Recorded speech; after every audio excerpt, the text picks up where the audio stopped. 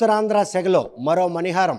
అల్లూరి సీతారామరాజు అంతర్జాతీయ విమానాశ్రయం యుద్ధ ప్రాతిపదికన విమానాశ్రయం నిర్మించి సాక్షాత్తు దేశ ప్రధానమంత్రి నరేంద్ర మోడీ చేతుల మీదుగా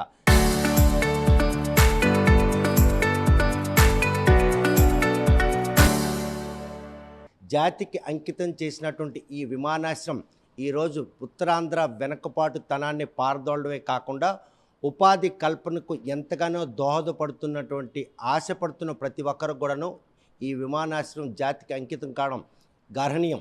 ఉత్తరాంధ్రను ఈరోజు అభివృద్ధి దిశగా డబుల్ ఇంజిన్ సర్కార్ నడిపించుకు వెళ్తుంది అనడంలో ఒకవైపు మూలపేట పోర్టు నిర్మాణం చివరి దశ చేరుకున్న ఈ నేపథ్యంలో ఏదైతే భోగాపురం ఎయిర్పోర్టు పూర్తి స్థాయిలో ఈ నెల 17వ తేదీ నుండి ప్రయాణికులకు అందుబాటులోకి రానుంది.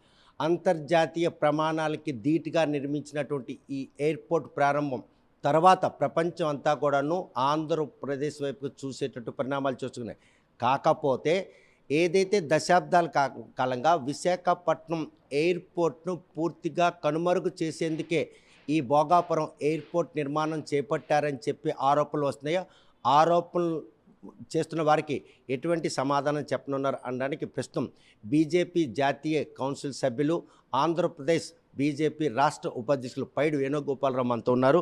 చూస్తే కనుక విశాఖపట్నం ఎయిర్పోర్ట్ని పూర్తిగా కనుమరుగు చేసేందుకే కూటమి సర్కార్ ఈరోజు భోగాపురం ఎయిర్పోర్ట్ని యుద్ధ ప్రాతిపదిక నిర్మించింది అన్నటువంటి ఆరోపణలు వెల్లువెత్తాయి. అది ఏమాత్రం కూడా నిజం కాదు. కేంద్ర ప్రభుత్వం కానీ రాష్ట్ర ప్రభుత్వం కానీ అక్కడ నైటు 12 తర్వాత ల్యాండ్ అవ్వడానికి అవకాశం లేదు, తెల్లవారి 6 లోపు కూడా లేదు. అందువల్ల కొన్ని ఇంటర్నేషనల్ ఎయిర్పోర్ట్స్ కూడా రావడానికి అవకాశం లేదు. ఇది ఉత్తరాంధ్రకి సెంటర్ పాయింటు. తర్వాత రాకపోవాళ్ళకి ఇటువంటి శ్రీశోర్ పక్క ఉంది, ఇటువంటి అభ్యంతరం లేదు. దీనివల్ల ఒక సెంటర్ పాయింట్ ఈ విజయనగరం భోగాపురం సెంటర్లో పెట్టమంది. ఉత్తరాంధ్రకు ఒక సెంటర్ పాయింట్ వల్ల దీన్ని అందరికీ కూడా సౌలభ్యంగా ఉంటుంది. కానీ దశాబ్దాల క్రితమే అక్కడ విమానాశ్రయం నిర్మించినప్పుడైనా ఈ భవిష్యత్తులో ఇటువంటి ఇన్కన్వీనియన్స్ క్రియేట్ అవుతుందని అప్పుడు పాలకులు ఏమి భావించలేదా? అప్పుడే విశాఖపట్నం మెయిన్ సిటీ, అభివృద్ధి చెందుతున్న నగరం. అందువల్ల అక్కడ నేవల్ బేస్ ఆధారంగా అక్కడ ఎయిర్పోర్ట్ ఏర్పడింది. ఇప్పుడు నేవల్ బేస్కి ఈ ఎయిర్పోర్ట్ను అప్పచెప్పడం జరుగుతుంది. అందువల్ల అది డిఫెన్స్ తాలూదే కానీ ప్రైవేట్ ఎయిర్పోర్ట్ కాదు. అందువల్ల ఇక్కడ అన్ని రకాల సౌలభ్యం ఉంది కాబట్టి ఏర్పాటు చేయడం జరిగింది. సో ఈ నిర్మాణం ఉత్తరాంధ్ర అభివృద్ధికి ఏ మేరకు దోహదపడుతుందని భావిస్తున్నారు? డబుల్ ఇంజిన్ సర్కార్ మార్కు ఆంధ్రప్రదేశ్ మీద పూర్తి స్థాయిలో 2 ఏళ్ల పాలనలో చూపించినటువంటి ప్రస్తుతం కూటమి ప్రభుత్వం భవిష్యత్తులో ఈ ఏదైతే ఎయిర్పోర్ట్ని ఇంకా ఎటువంటి ప్రమాణాలతో ప్రయాణికులకు అందుబాటులో తేను? ప్రధానమంత్రి నరేంద్ర మోడీ గారు ఆగస్టు 1వ తేదీన మంజం వీరుడు అల్లూరి సీతారామరాజు గారి పేరిట ఎయిర్పోర్టు ప్రారంభించారు. ఇది ఉత్తరాంధ్ర తాలూకా రూపురేఖల్ని మారుస్తాయి. ఎందుకంటే ఇక్కడి నుంచి పెద్ద ఎత్తున ఇక్కడ అభివృద్ధి లేక శ్రీకాకుళం, విజయనగరం, వెనుకబడి జిల్లాలుగా పేరుంది ఉత్తరాంధ్రలో.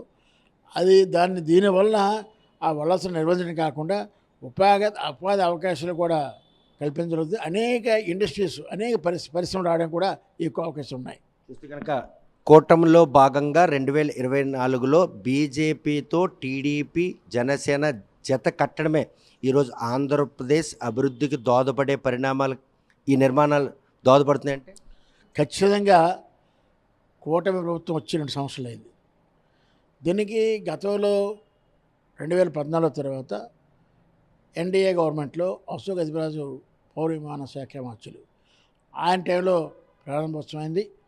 తర్వాత దీన్ని ప్రాజెక్టు నిర్మాణం 3 సంవత్సరాలు అయినప్పటికీ కూడా మన శ్రీకాకుళం జిల్లా వాసి కింజరాపు ఎర్నాడి గారి తనయుడు కేంద్ర పౌర విమాన శాఖ మంత్రులు కింజరాపు రామ్మోహన్ నాయుడు స్పీడ్తో 2.5 సంవత్సరాల్లో దీన్ని పూర్తి చేయడం జరిగింది. ఈ ఎయిర్పోర్ట్ ఎంత త్వరితగతిన వేగం పూర్తవడం కూడా మన రామ్మోహన్ నాయుడు కృషి కూడా కొంతవరకు ఉంది. చూస్తే కనుక ప్రస్తుతం ఇదంతా కూడాను వైఎస్ఆర్ కాంగ్రెస్ పార్టీ క్రెడిట్ చోరీ చేశారు. మా హయాంలోనే 80% పూర్తయిపోయినటువంటి విమానాశ్రయాన్ని తమ హయాంలో నిర్మాణం చేపట్టుకున్నారని క్రెడిట్ చోరీ చేస్తున్నారు, ఆరోపిస్తున్నారు. వాస్తవం ఎంత మాత్రం సరికాదండి. ఎందుకంటే అప్పుడు చాలా వైసీపీ నాయకులు స్వయంగా జగన్మోహన్ రెడ్డి ఎర్ర బస్సు ఎలా ప్రాంతానికి ఎయిర్పోర్ట్ అని చెప్పేసి మన వివాదాస్పదమైన వ్యాఖ్యలు చేయడం కూడా జరిగింది. ఆయన అభివృద్ధి చేయడం, విధ్వంసం చేయడం తప్ప అభివృద్ధి నోచుకోలేదు ఆయన. కానీ క్రెడిట్ చోరీ చేస్తున్న వారి ఆరోపణలు తిప్పికొట్టేందుకు ఎటువంటి ఆధారాలు మీ దగ్గర? మీరు ఒక్కటే చెప్తున్నాను మీకు, ఇప్పుడు ఎయిర్పోర్టు 3 సంవత్సరాల్లో సివిల్ పూర్తి అవ్వాల్సింది 2.5 yearsలో పూర్తి చేశారు. దానికి స్వయంగా ప్రధానమంత్రి గారే వచ్చి ప్రారంభోత్సవం చేశారు. అంతకంటే ఇంకేం కావాలి చెప్పండి. కానీ వాళ్ళు ఒప్పుకోవట్లేదు కదా. 2019లో చంద్రబాబు నాయుడు శంకుస్థాపన చేశారు, భూసేకరణ ప్రక్రియకి ఆటంకాలు ఉన్నాయి. మళ్ళీ 2023లో జగన్మోహన్ రెడ్డి కూడా అక్కడే శంకుస్థాపన చేయడం జరిగింది. ఈ పరిణామాలన్నీ చూస్తుంటే కనుక కూటమి ప్రభుత్వం కొలువు తీరిన తర్వాత ఈ ఎయిర్పోర్టు మా హయాంలో జరిగిన దాన్ని మీ ఖాతాలో ఎలా చేసుకుంటారు మాజీ ముఖ్యమంత్రి ప్రశ్నిస్తారు. ఇది స్వయంగా ఆయన ఏది కూడా ఇదే పోలవరం ప్రాజెక్ట్ ఉంది ఆయన రాగానే డీటెండర్స్ అని చెప్పేసి చాలా అడావిడి సృష్టించాడు. చాలా గ్యాప్ టైం కూడా చాలా వేస్ట్ అయింది. ఆ ప్రాజెక్ట్ పూర్తవడం 2 సంవత్సరాలు ఆయన రీటెండరింగ్ విధానం వల్లే. దీన్ని కూడా ఆయన పూర్తి చేయడానికి ఏమాత్రం కూడా చిత్తశుద్ధి లేదు. ఇప్పుడు ఎన్డీఏ గవర్నమెంట్ రాకపోయి కేంద్ర మంత్రి మన రామ్మోహన్ కాకపోతే ఈ ప్రాజెక్ట్ ఇంకా పూర్తయ్యేది కాదు, ఎప్పుడో పూర్తయ్యేది. దానివల్ల ఇబ్బంది, ప్రజలకు ఇబ్బంది. చూస్తే కనుక పూర్తిగా కేంద్ర ప్రభుత్వ నిధులతో నిర్మించబడినటువంటి ఈ అంతర్జాతీయ విమానాశ్రయం నిర్మాణానికి బీజేపీ సర్కార్ పూర్తి స్థాయిలో ఓన్ చేసుకుంటుందా, లేకపోతే తలాపిడికుడు అన్నట్టు విధంగా టీడీపీకి ఏదైతే జనసేన పార్టీకి కూడా కొంత షేర్ ఇస్తుంది? ఏదైనా అభివృద్ధి అంటే కూటమి కలిసి 3 పార్టీలు కలిసి చేయడం వల్ల జరుగుతుంది.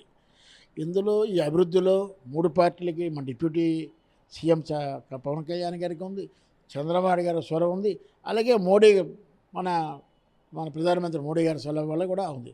3 కలిసినందువల్లే ఈ డబుల్ ఇంజిన్ సర్కార్ వల్లే ఈ ఉత్తరాంధ్ర ప్రజలకి ఇది ఒకటే కాకుండా మన అనకాపల్లిలో మెట్టల తాలూకుది స్టీల్ ప్లాంట్ 1,35,000 కోట్లు ఓపెన్ అయింది. అలాగే రైల్వే జోను మొన్న జిఎం ఆఫీస్ కూడా స్టార్ట్ అయింది. గతంలో వైసీపీ ప్రభుత్వం రైల్వే జోన్ కనీసం ల్యాండ్ ఇమ్మని ఇవ్వలేదు. అందువల్ల మన ఉత్తరాంధ్ర సుజల స్రవంతి గోదావరి నీళ్లు మన అనకాపల్లికి వచ్చాయి. దాన్ని శ్రీకాకుళం ఉచితార ప్రాజెక్టులు కూడా మనకి లింక్ నదుల అనుసంధానం కూడా జరుగుతుంది. ఇవన్నీ కూడా గూగుల్ సెంటర్ క్వాంటమ్ కానీ ఈ అభివృద్ధి అంతా కూడా 2 సంవత్సరాల్లో వచ్చిన శరవేగంగా కూటమి వల్ల అభివృద్ధి చెందుతుంది. అంగరంగ వైభవంగా విమానాశ్రయాన్ని ప్రారంభించుకున్న కూటమి నాయకుల్లో ఏకాభిప్రాయం ఆ వేదిక దగ్గర కనిపించిందా? ఖచ్చితంగా అనిపించింది. మోడీ నాయకత్వాన్ని ఈ దేశానికి చంద్రబాబు నాయుడు మాటల్లో కానీ పవన్ కళ్యాణ్ మాట ఇటువంటి నాయకుడు మరి ఉండడు. ఇప్పుడు ఈ భారతదేశానికి ఇటువంటి నాయకుడు అవసరం. ఈ నాయకుడి వల్లే 2047 నాటికి వికసిత భారత్ అభివృద్ధి చెందిన దేశంగా తయారవుతుంది. కాబట్టి ఈ నాయకత్వం మనకు చాలా అవసరం చెప్పి గట్టిగా పవన్ కళ్యాణ్ గారు, లోకేష్ గారు, మన సీఎం గారు గట్టిగా నొక్కి ఒక్కని చెప్పారు. కానీ విమానాశ్రయం ప్రారంభిస్తాం అన్నటువంటి ముందు రోజు జిల్లాకు చెందిన ఒక మాజీ మంత్రి ఈ విషయంపై మాత్రం విశాఖపట్నం వేదికగా ఇది వైఎస్ఆర్ కాంగ్రెస్ పార్టీకి దక్కాల్సిన ఘనత, ఆ ఘనతను మాత్రం ఈరోజు చోద్యం చేశారని ఆరోపించడం వెనుకున్న ఆంతర్యం ఏమనుకోవాలి? వాళ్ళు అభివృద్ధికి నోచుకోలేదు. వైసీపీ పార్టీ కానీ జగన్మోహన్ రెడ్డి వాళ్ళు అవునంటే కాదన్నావు తప్ప ప్రతిపక్ష నేతగా అభివృద్ధి చేస్తే ఒప్పుకోవాలా. అభివృద్ధి చేసేది కూడా కాదంటే మనం ఎవరో ఏం చేయలేము. నువ్వు అనడానికి ఏముంది? అభివృద్ధి చేసి చూపించాలి తప్ప నువ్వు అనడానికి అందరూ నువ్వు అంటావు. అవునంటే కాదన్నావు ఎత్తండవాదం. చూస్తే కనుక ఆంధ్రప్రదేశ్లో ఈరోజు డబుల్ ఇంజిన్ సర్కార్ మార్క్ స్పష్టంగా కనిపిస్తుంది అనడానికి భోగాపురం ఎయిర్పోర్ట్ను అంగరంగ వైభవంగా అట్టహాసంగా ప్రారంభించారు. భవిష్యత్తులో ఇది అంతర్జాతీయ స్థాయిలో ఖ్యాతిని నింపుడింప చేయడంతో కాకుండా ఆంధ్రప్రదేశ్కు చిట్ట చివరిలా వెనకబాటుతానికి ముందు వరుసలను ఉత్తరాంధ్రలో మాత్రం వలసల నివారణకు, ఉపాధి కల్పనకు ఎంతగానో దోహదపడుతుంది. విశాఖపట్నం ఎయిర్పోర్ట్ అప్పట్లో నిర్మించినప్పుడే అది నేవల్ బేస్డ్ స్థలం కాబట్టి అక్కడ సెక్యూరిటీ ఉంటుంది. రాత్రి పూటలు ఫ్లైట్లు వచ్చేందుకు నిషేధాజ్ఞలు ఉన్న నేపథ్యంలో పూర్తి స్థాయిలో 24/7 365 days కూడాను పూర్తి స్థాయిలో విమాన రాకపోకలకు ఎటువంటి ఆంతర్యం కలగకుండా ఉండేందుకు అటువంటి ఒక మెరుగైన ప్రమాణాలతో అంతర్జాతీయ ఎయిర్పోర్ట్ నిర్మాణం చేపట్టిన ఈ విషయంలో ఎవరూ కూడాను అనుమానాలు చెందాల్సిన అవసరం లేదు. సుమారు 4 కోట్ల మంది ప్రయాణికులు రేయింబవళ్ళు ప్రయాణించేందుకు ఈ అంతర్జాతీయ విమానాశ్రయం ఎంతకైనా దోహదపడుతుంది. ఉత్తరాంధ్ర ముఖ చిత్రం మారేందుకు దోహదపడుతున్నటువంటి ఈ ఎయిర్పోర్ట్ ప్రారంభోత్సవం విషయంలో క్రెడిట్ జోరీ జరిగిందని వైఎస్ఆర్ కాంగ్రెస్ పార్టీ నాయకులు చేస్తున్న ఆరోపణల వెనుక ఎటువంటి అర్థం లేదు. ఎందుకంటే అప్పట్లో పౌర విమాన శాఖ మంత్రిగా ఉన్నటువంటి అశోక్ గజపతిరాజు అప్పట్లో ఇక్కడ ఎయిర్పోర్ట్ నిర్మాణం జరగాలని సూచన మేరకే చంద్రబాబు నాయుడు 2019లో శంకుస్థాపన చేశారు. 2019లో అధికారంలోకి వచ్చినట్టు వైఎస్ఆర్ కాంగ్రెస్ పార్టీ ఈ నిర్మాణం విషయంలో పూర్తిగా నిర్లక్ష్యం వైఖరి వహించిన అనంతరం కూటమి ప్రభుత్వం కొలువు తీరినటువంటి 2 ఏళ్లలోనే పూర్తి స్థాయిలో విమానాశ్రయం నిర్మాణం చేపట్టడమే కాకుండా రేపు 17వ తేదీన విమాన రాకపోకలకు సంబంధించిన కార్యకలాపాలకు సంబంధించినటువంటి ఏర్పాట్లకు పూర్తి చేశారు. ప్రస్తుతం 6 టెర్మినల్ ద్వారా విమాన రాకపోకలు సాగుతాయి. భవిష్యత్తులో ఇది 24 టెర్మినల్ వరకు చేరుకునే అవసరమైన ఇన్ఫ్రాస్ట్రక్చర్ కూడా అక్కడ అందుబాటులో ఉంచారు. ఈ పరిణామాలన్నీ కూడా ఉత్తరాంధ్ర ముఖ చిత్రం పూర్తిగా మారేందుకు ఈ అంతర్జాతీయ విమానాశ్రయం ఎంతకన్నా దోహదపడుతుంది అనడంలో ఎటువంటి అతిశక్తి లేదు. జర్నలిస్ట్ రామకృష్ణతో సత్యం, RTV శ్రీకాకుళం.